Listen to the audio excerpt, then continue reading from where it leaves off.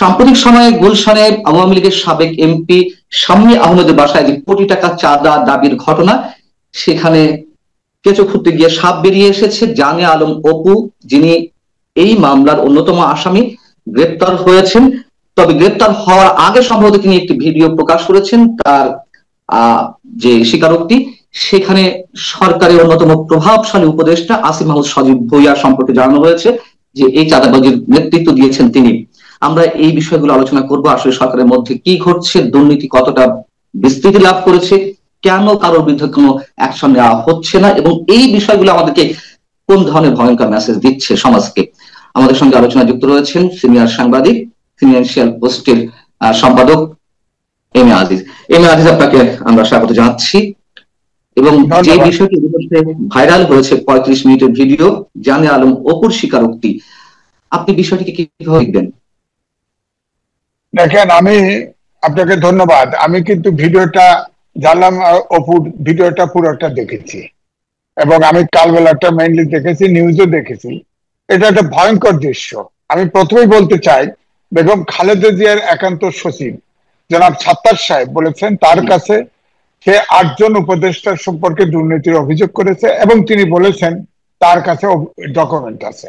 অথচ এই ব্যাপারটি বিএনপির পক্ষ থেকে বিএনপির মহাসচিব ফখরুল ইসলাম আলমগীর বলছে তার ব্যক্তিগত কথা, কিন্তু তিনি তো একজন সাবেক সচিব ছিল, তাকে আজ পর্যন্ত কিন্তু কিছু ডকুমেন্ট চাওয়া হচ্ছে না, জিজ্ঞাসা করা হচ্ছে না, কিন্তু তাকে কন্ডেম করা হচ্ছে। মন্ত্রী পরিষদ সচিব সম্ভবত চেয়েছেন তার কাছে যে কোনো অভিযোগ থাকলে তাদের কাছে যেন পাঠানো হয়, ডকুমেন্ট থাকলে পাঠানো যায়। হ্যাঁ, ডকুমেন্ট থাকলে পাঠাবে। এবং এটা বোঝাই যাচ্ছে যে ধরেন এই যে এই জিনিসগুলো, এই যে ভিডিও একটা ডকুমেন্ট, আজকে যেভাবে ভিভিড ডিসক্রিপশন এই ভিডিওতে দেওয়া হলো, আপনি দেখেন জালাম অপু, তাকে তো এই চাঁদাবাজিতে ইউজ করা হয়েছে, ভিকটিম করা হয়েছে। নাইলে সে এইভাবে কিন্তু ভিডিও করে সে পরিকল্পিতভাবে ভিডিও, কারণ যে প্রসেসে তাকে নিয়ে যাওয়া হচ্ছে এবং তাকে ব্যবহার করা হয়েছে, হ্যাঁ, এবং এটা সজীব ভুঁইয়া মূলত এটা কাজটা করেছে। এবং এখন যা এই ভিডিও বেরোনোর পরে এবং 4 জন যে অপুর সাথে যে এখন রিমান্ডে আছে, 10 দিন রিমান্ডে, সেটাও বলছে তারাও নির্দোষ, তাদেরকেও আমার মতেই ব্যবহার করা হয়েছে। সুতরাং এখন সজীব ভুঁইয়াকে রিমান্ডে নেক, গ্রেপ্তার করুক, উপদেষ্টাদের আইনে তো গ্রেপ্তার করা কোনো অসুবিধা নাই, তাকে গ্রেপ্তার করুক। এবং আমার কাছে মনে হয়েছে যে বেগম খালেদা জিয়ার যে একান্ত সচিব যে অভিযোগগুলো করেছেন 8 জনের উপদেষ্টা দুর্নীতির সাথে জড়িত, কতটা ঠিক আজকে মনে হচ্ছে। কারণ আমরা তো জানি, নিজেরাও জানি কে কে ফ্রি স্টাইল চাঁদাবাজি করছে এবং শত শত কোটি টাকার, হাজার কোটি টাকার মালিক হয়েছে। হ্যাঁ, আমরা তো জানি, তাদের অ্যাকাউন্ট তো করুক। আমি বলতে চাই যে সকল উপদেষ্টার আপনার তদন্ত হওয়া উচিত, একদম টপ টু বটম, প্রধান উপদেষ্টা সহ। খালি টাকা চাঁদাবাজি করলে কিন্তু দুর্নীতি হয় না, প্রধান উপদেষ্টাও কিন্তু দুর্নীতির অভিযোগে অভিযুক্ত হবেন, কারণ তিনিও তো কোনো অনেকগুলো বেনিফিট নিয়েছেন। গ্রামীণ ব্যাংকের 600 কোটি টাকা কিভাবে মওকুফ করলেন, গ্রামীণ ফোনের 4000 কোটি টাকা কিভাবে মওকুফ করলেন, কিভাবে তিনি, তার 6 মাসের জেল ছিল, 3টা দুর্নীতি মামলা ছিল, সেগুলো প্রত্যাহার করেছেন। সুতরাং আমার মনে হয় 2-4 জন বাদে ঠিকই আছে, 8 জনের বেশি সংখ্যক দুর্নীতিবাজ আমার কাছে মনে হচ্ছে তারা আসছে দুর্নীতি করতে। বিশেষ করে ছাত্র উপদেষ্টার ইমিডিয়েটলি তদন্ত হওয়া উচিত, কারণ এই ছাত্র জেনারেশনকে নষ্ট করে দেওয়া হলো। আপনি দেখেন এই সব সমন্বয়ক চাঁদাবাজ হিসেবে খ্যাত, অথচ টাকা কামাচ্ছে উপদেষ্টা হয়ে যারা আছে তারা।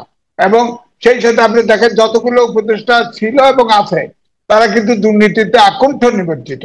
এবং এই যত চাঁদাবাজি, হয়তো এটা অন্যের ঘরেও দোষ চাপানো হয়, কিন্তু এরপরে কি বলবে বলেন, কি বলার আছে? যে এত প্রমাণ, সে জীবন বাঁচানোর জন্য এই ভিডিওটা করে দিয়ে চলে গেছে।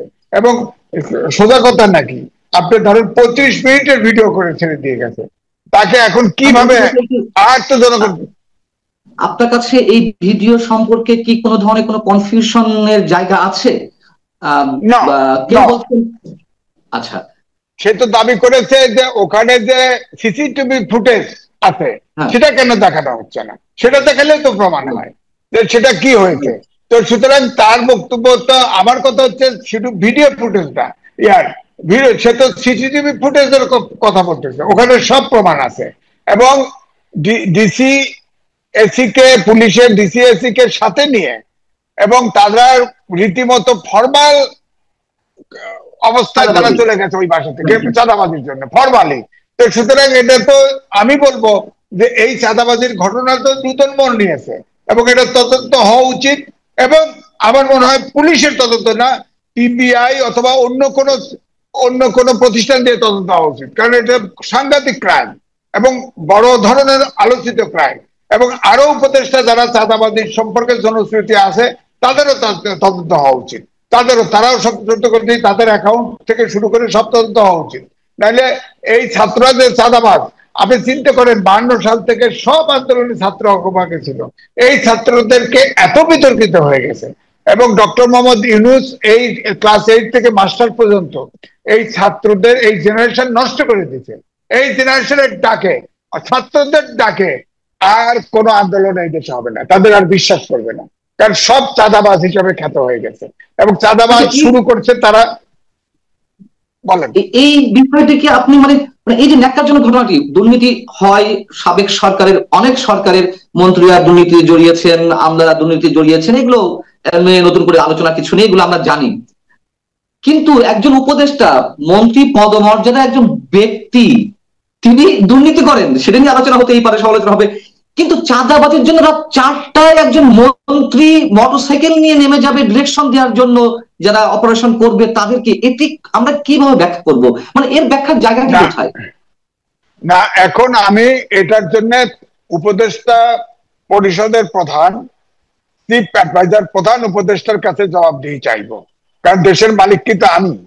ওনারা দেশে আমাদের প্রতিনিধি হিসাবে ওনারা দায়িত্ব নিচ্ছেন দেশ পরিচালনার জন্য। এইভাবে তার একজন উপদেষ্টা মোটরসাইকেল নিয়ে গুলশানে উপস্থিত থেকে বাহিনী পাঠে মব তৈরি করে, এবং ডিসি এসি পুলিশের নিয়ে মব তৈরি করে ফরমালি এই চাঁদাবাজিটা করলো প্রশাসনকে ব্যবহার করে। সুতরাং তার তো কঠিন বিচার হওয়া উচিত। এবং শুধু সে তাই না, আমরা তো আগে শুনেছি তার বাবাও কন্ট্রাক্টরি করে দিছে, করে অমক করে তমক করে, তার বাবার সম্পর্কেও অনেক কিছু, সে নাকি তার এলাকায় বাপেও তাদের উপদেষ্টার মতো ব্যবহার তার। সুতরাং এগুলো তো খতিয়ে দেখা উচিত। যেসব ছাত্র উপদেষ্টা 3জন হয়েছে, আমি মনে করি 3জন তো অবশ্যই করা উচিত।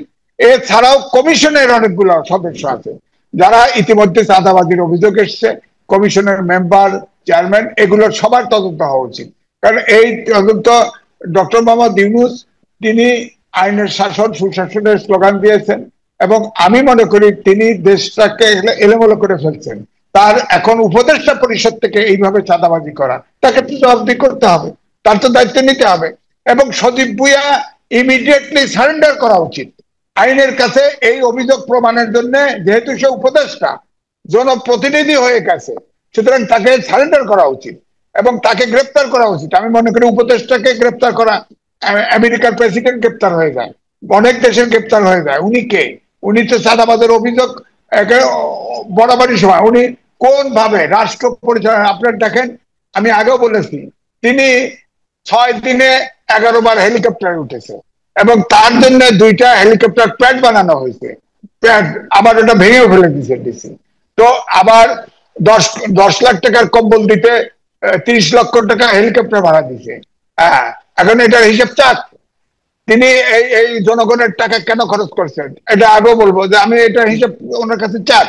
এবং শুধু এই না, পুরা এটা সরকার দেবে, ডক্টর মোহাম্মদ ইউনূস নেবে, তিনি সরকার প্রধান, তিনি আজ পর্যন্ত কোনো জবাবদিহিতা করেছেন?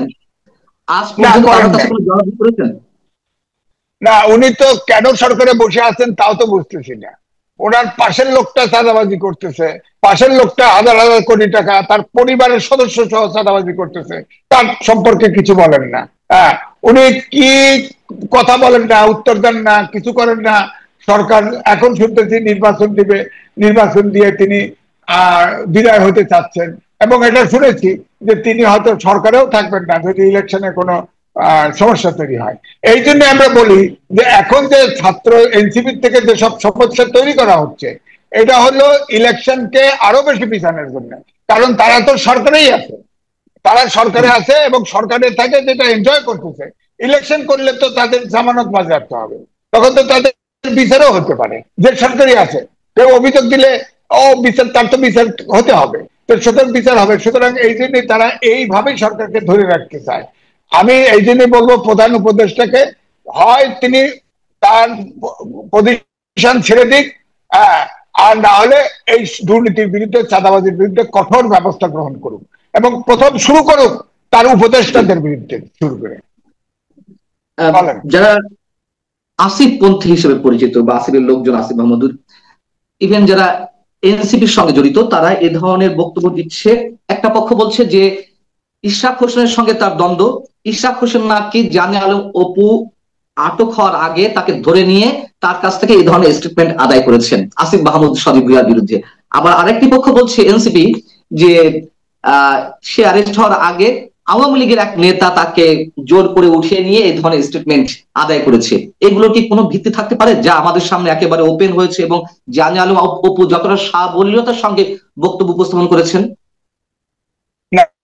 তিনি তার যে নিউজগুলো পত্রিকায় হয়েছে এবং যেভাবে ভিডিও সে এক্সপ্রেস করেছে, এটা কোনোভাবেই মিথ্যা, কেউ বিশ্বাস করবে না, এটা সত্য। তিনি তার আত্মরক্ষার্থেই এই ভিডিওটা করেছে, কারণ জানে যে সে টার্গেট, এক নম্বর টার্গেট হবে, কারণ সেই যুগ্ম সম্পাদক, সেই নেতা, তাকে ব্যবহার করা হবে, তাকে যে কোনো মুহূর্তে গ্রেপ্তার করা হতে পারে। সে এও বলেছে তাকে মেরে ফেলা হতে পারে, তাকে আয়নাঘরের মতো করে রাখা হতে পারে। এই জন্য সে ভিডিওটা দিয়ে গেছে, তার জীবনে রিস্ক নিয়ে দিয়ে গেছে সে। সুতরাং এখানে অন্যকে দোষ দিয়ে কোনো লাভ নেই, কোনো দোষ লাভ নেই। তাকে সে ভিডিও দিছে, এটা সবাই বিশ্বাস করেছে, আমি অন্তত বিশ্বাস করেছি, নিশ্চয়ই আপনিও করেছেন, এতগুলো পত্রিকা নিউজ করেছে। এবং এটা শুধু তার কাছে না, এই দুর্নীতির এই খবরটা সাংবাদিকের হাতেও আছে, সাংবাদিকের হাতেও আছে, তো তার কাছেও ডকুমেন্ট আছে। সুতরাং এটা মিথ্যা প্রমাণ করার কোনো সুযোগ নেই। তাকে অবশ্যই সজীব ভুঁইয়াকে কাঠগড়ায় নেওয়া উচিত, এবং শুধু তাই নয়, এই উপদেষ্টা পরিষদের পুরো তদন্ত হওয়া উচিত। কারণ এই যে ধরেন, আমি বললাম না, বেগম খালেদা জিয়ার একান্ত সচিব, তিনি তো বলেছেন 8 জন দুর্নীতি করেছেন, তার ডকুমেন্ট আছে। ডকুমেন্ট চেয়েছে, তাই সারা করছেন, চেয়েছে ডকুমেন্ট দিলে গায়েব করে দিবে। পাবলিকলি হওয়া উচিত, উনি পাবলিকলি বলেছে। আমরা জানতে চাই, শুনতে চাই কোন কোন উপদেষ্টার কথা তিনি বলেন, এবং কোন কোন উপদেষ্টার কি কি ডকুমেন্ট আছে, এটা পাবলিক করা হোক, পাবলিক করা হোক। আমরা গোপনে গোপনে কোনো বিচার চাই না চাঁদাবাজি, কারণ চাঁদাবাজি সারা বাংলাদেশে মহামারী আকার ধারণ করেছে। এদের থেকে যদি আপনার উদ্ধার না হতে পারি, এই চাঁদাবাজি যদি বন্ধ করা না যায়, তাহলে দেশটা কিন্তু অগ্রগতি, গণতন্ত্র এবং আইনের শাসন, সুশাসন কোন অবস্থাতেই বাস্তবায়ন হবে। কি মনে হয় আব্দুল সাত্তার সাহেব, বেগম খালেদা জিয়ার একান্ত সচিব, তিনি যে খুব বোল্ডলি এই কথাগুলো এক্সপোজ করলেন, তিনি হঠাৎ করে চেপে গেলেন কেন? তার নিজের দলের ঊর্ধ্বতন কারোর চাপে, নাকি অন্য কারোর হুমকিতে? না, বিষয়টা হলো তিনি একজন সাবেক সচিব ছিলেন। এখন প্রশ্ন হচ্ছে তিনি বেগম খালেদা জিয়ার একান্ত সচিব, তার মানে সে এখন ভারপ্রাপ্ত চেয়ারম্যানের একান্ত সচিব। এখন দলের পক্ষ থেকে যখন তাকে বলেছে, সে তো আসলে চাকরিজীবী, এবং সে কিন্তু কোনো ফান্ড থেকে, সরকারি ফান্ড থেকে, বেসরকারি ব্যক্তিগত ভাবে বেগম খালেদা জিয়া এবং তারেক রহমানের চাকরিজীবী সে। তারা যেহেতু আপত্তি করেছে, সে হয়তো চেপে আছে। কিন্তু তিনি তো গোপনে এই অভিযোগ করেন নাই, তিনি প্রকাশ্যে তার বক্তব্য তো আমি শুনেছি, তার বক্তব্য আমি নিজে শুনেছি, তিনি তো প্রকাশ্যে বলেছেন। এখন এটা তো তিনি সরকারের বলুক, খণ্ডন করুক, সরকারের পক্ষ থেকে খালি ডিনাই করা হয়েছে, এখন কাগজ চাওয়া হয়েছে, তার কাছে প্রমাণ থাকলে জানান, প্রমাণ থাকলে জানাবেন, সবার পক্ষে অভিযোগ তদন্ত করুক, রীতিমতো তদন্ত করুক, তদন্ত করে এই যে সজীব ভুঁইয়া তো একজন বের হলো। আর দুর্নীতি কিন্তু ডেফিনেশন ভিন্ন, আপনি গুগলে সার্চ দিয়ে দেখেন।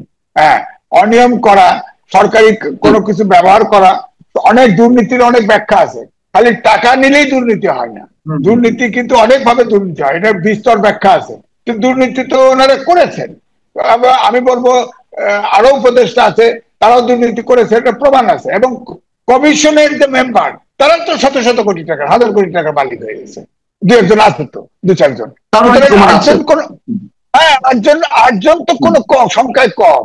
এরা প্রতিযোগিতা দিয়ে আপনার, যেমন ধরেন একজন বড় অ্যাডভাইজারের সম্পর্কে অভিযোগ আসছিল, বিদেশে টকশো করে, তারা অভিযোগ করেছে বহুবার, সে এটা ডিনাই করছে, ডিনাই তো করবেই। আমি যদি কোনো খারাপ কাজ, অকাম করে থাকি, আমি কি সহজে স্বীকার করবো নাকি? করবো না তো।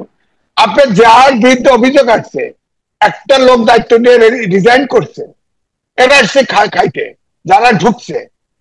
এবং আপনি দেখেন কিছু আছে নির্বিকার, কোনো কাজ করতেছে না, উপদেষ্টা আছে, দেশ চলুক আর না চলুক। আপনার স্বাস্থ্য উপদেষ্টা কি কাজ করছে বলেন? এই যে স্কুলটাতে আগুন লাগলো, কোনো দেখছেন স্বাস্থ্য উপদেষ্টা? কোথাও দেখেছেন?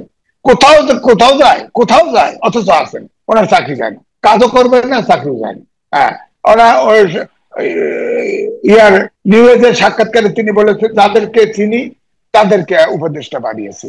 এবং অধিকাংশ মানে কি 95% উপদেষ্টা হলো গ্রেটার চিটাগাং, এর বাইরে উনি লোক খুঁজে পাননি, ওনার ওই এলাকার লোকই হয়েছে। হ্যাঁ হ্যাঁ, এনজিও এনজিও এনজিও আজকাল আছে না। হ্যাঁ বলেন। খুব গুরুত্বপূর্ণ একটা অভিযোগ দিয়ে, মানে অভিযোগটা উত্থাপনের মাধ্যমে প্রশ্নের উত্তরটা নিয়ে আমরা শেষ করবো আপনার কাছ থেকে। সেটা হচ্ছে, এই ছাত্র উপদেষ্টাদের মধ্যে অন্যতম তথ্য সম্প্রচার বিষয়ক উপদেষ্টা মাহফুজ আলম, তিনি কিন্তু তার বিরুদ্ধে যখন একটা দুর্নীতি অভিযোগ উঠলো, অস্ট্রেলিয়াতে তার ভাইয়ের অ্যাকাউন্টে বা কানাডাতে তার ভাইয়ের অ্যাকাউন্টে একটা মোটা অঙ্কের টাকা লেনদেন হয়েছে, এরকম অভিযোগের পরিপ্রেক্ষিতে তিনি একটি স্ট্যাটাস দিয়েছিলেন ফেসবুকে। সেখানে স্পষ্টভাবে তিনি বলেছেন, যদিও পরবর্তীতে এটি আবার এডিট করেছিলেন, প্রথম পোস্টে লেখা ছিল, আজকাল অনেকে লেজ কাটা যাচ্ছে বলে আমার বিরুদ্ধে লেগেছেন, নতুন একটা দলের কয়েকজন মহারথী এতে জড়িত, সবই প্রকাশ পাবে। একটা সার্কেলে প্রায় সবাই দুর্নীতিগ্রস্ত, কিন্তু একজন কোনো টাকা ধরছেন না, এটা কার সহ্য হবে? নিজের কথা বলছেন। এবং নতুন দল মানে এনসিপি কে তিনি উল্লেখ করেছেন স্পষ্টভাবে। এবং এনসিপি আসিফ মাহমুদ, এই যে উপদেষ্টার মধ্য থেকেই তিনি অভিযোগ করছেন, আর কি প্রমাণ লাগবে আমাদের সামনে? আপনি না না, তার এই কথাই তো প্রমাণ দেয়। তো সেই তো সাক্ষ্য দিচ্ছে। তারপরে আমার বক্তব্য হচ্ছে, ইমিডিয়েটলি ডক্টর মোহাম্মদ ইউনূস এই ছাত্রদের পক্ষ থেকে, এনসিপির পক্ষ থেকে যে কয়েকজন উপদেষ্টা এখনো আছে এবং ছিল, হ্যাঁ, সবাইকে বের করে দিয়ে তাদের তদন্ত করা উচিত, তাদের কাঠগড়ায় নিয়ে আসা উচিত। কারণ এই ছাত্র সমাজকে বাঁচানো উচিত, এই ছাত্র সমাজটা ধ্বংস করে দিল। আর যদি না করেন, করবেন না আমরা জানি, না করলে কি হবে? না করলে নির্বাচন হবে, আপনারও অধিকার থাকবে, আপনার দেশের মালিক, আমারও অধিকার থাকবে, এরকম অনেকেরই অধিকার থাকবে, ঠিকই দুর্নীতির অভিযোগ দাঁড়াবে এবং তাদের কাঠগড়ায় দাঁড়াতেই হবে, বিচার হতেই হবে। এবং এই দেশে দুর্নীতির দায়ে কঠিন আইন হওয়া উচিত, সেটা করছে না। অনেক আইন সংস্কার করে, কিন্তু দুর্নীতি যে একটা বড় ব্যাধি হয়ে গেছে সমাজে, এই আইনটা কিন্তু কঠোর হয় না। আমি তো মনে করি দুর্নীতি যারা করবে তাদের ক্যাপিটাল পানিশমেন্ট হওয়া উচিত। সমাজের সবচেয়ে বড়, আপনি দেখেন ওই আগে ওই অ্যাসিড ছুটতো, মেয়েদের মুখে অ্যাসিড, আইন করা হয়েছে মৃত্যুদণ্ড, অ্যাসিড, এখন কিন্তু অ্যাসিডের গল্প শোনেনি না। ঠিক দুর্নীতির ব্যাপারে এই ক্যাপিটাল পানিশমেন্ট তৈরি করেন, আইন করেন, আপনি দেখবেন দুর্নীতি অনেক অটোমেটিক কমে আসবে এবং এই সজীব বইয়ের ধারা খাবে, তারও ফাঁসি হবে। এবং আপনি যে বললেন আইন তথ্য উপদেষ্টা, তিনি যে বক্তব্যটা দিয়েছে, ওনাকেও গ্রেপ্তার করেন, গ্রেপ্তার করে বলেন কে কে এই সার্কেলটা কে কে, এবং ওনার অ্যাকাউন্ট, তার ভাইয়ের অ্যাকাউন্ট। আপনার আওয়ামী লীগের ওই ল্যান্ড উপ প্রতিমন্ত্রী যে লন্ডনের 3,500 ইয়ে বার করতে পারেন, তো হ্যাঁ সাইফুজ্জামানের বার করতে পারেন, কেন এই উপদেষ্টাদের বার করতে পারেন না? হ্যাঁ, তারা তো টাকা নেওয়া হয়ে গেছে, আপনার চোখের সামনে দিয়ে টাকা হয়ে গেছে, তার এপিএস রা টাকার মালিক হয়ে গেছে, শত শত কোটি টাকা বেড়েছে না একবার, ধরা পড়ছে না একবার? এপিএস দের কি হয়েছে বলেন কি হয়েছে? আপনার 2জন এপিএস ধরা পড়ছে টাকা। উপদেষ্টা যদি টাকার অংশ না নেয়, একজন এপিএস কোনোদিন টাকা মারতে পারে বলেন? কেমন উপদেষ্টা? সে তো অযোগ্য। সেই উপদেষ্টা তো সাথে সাথে রিজাইন করা উচিত ছিল, অথবা সেই উপদেষ্টাকে অবশ্যই ডক্টর মোহাম্মদ ইউনূস বাদ দিয়ে দেওয়া উচিত ছিল। কারণ তিনি তো বাড়তি অনেক সুবিধা নিয়ে ফেলছেন, উনি বাদ দিবেন কারে? ওনার নিজের নামে, গ্রামীণ ফোনের নামে, গ্রামীণ ব্যাংকের নামে, ওনার নিজের নামে অনেক কিছু করে নিয়েছেন, সেগুলোর তো জবাব দেওয়ার জন্য ওনাকে করতে হতে পারে, এগুলো তো হিসেব করা উচিত। অর্থাৎ আমি বলবো দুর্নীতির আখড়া হচ্ছে এবং দুর্নীতির সৃষ্টি করার কারখানা হচ্ছে এই উপদেষ্টা পরিষদ, এদের বিচার হওয়া উচিত। অনেক ধন্যবাদ সাংবাদিক এম এ আজিজ আপনাকে আমাদের সঙ্গে যুক্ত থাকার জন্য। দর্শক, ভালো থাকুন সবাই। আসলে এই সমাজে আমরা ভালো থাকবো কি করে সেটাই হয়তো জানি না, তারপরে ভালো থাকতে হবে। আল্লাহ হাফিজ।